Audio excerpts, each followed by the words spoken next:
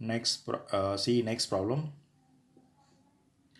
A stone tied to end of a string of 1 meter long is whirled in horizontal circle with a constant speed.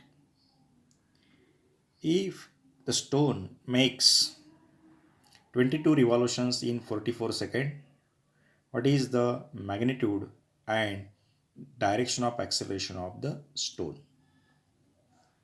What is the amplitude and direction of acceleration of the stone?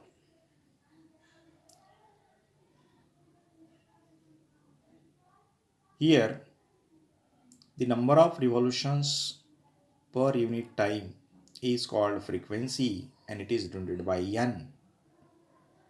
अगर 44 second में 22 revolutions हो रहे हैं तो 1 second में कितनी revolution हो रहे हैं 22 divided by 44. Therefore, we can write n is equal to 22 divided by 44. This is the frequency of revolution. That is n is equal to 0.5 hertz. And here the length of the string represents the radius of the circular path. Therefore, r is equal to 1 meter. We have to determine the acceleration, means magnitude of acceleration and direction of the acceleration. We know that in case of uniform circular motion, horizontal circular motion is uniform circular motion, but vertical circular motion is not a uniform circular motion. In this case, the motion is horizontal, so it is a uniform circular motion. In case of uniform circular motion, linear speed is same, angular speed is same, but linear velocity, magnitude of the linear velocity is same, but direction is different.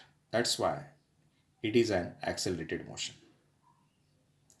And this acceleration is given by the formula vector A is equal to minus r omega square minus r omega square. Omega is the angular velocity, A is the acceleration, and this negative sign indicates that the direction of acceleration is opposite to that of the radius vector. We know that radius vector is directed. Radius vector is the vector drawn from the center of the circular path to the position. Means it is directed away from the center. The direction of r is away from the center. Therefore, direction of acceleration is towards the center. तो अपने को direction मिल गया. Now, we are going to find out the magnitude of this acceleration.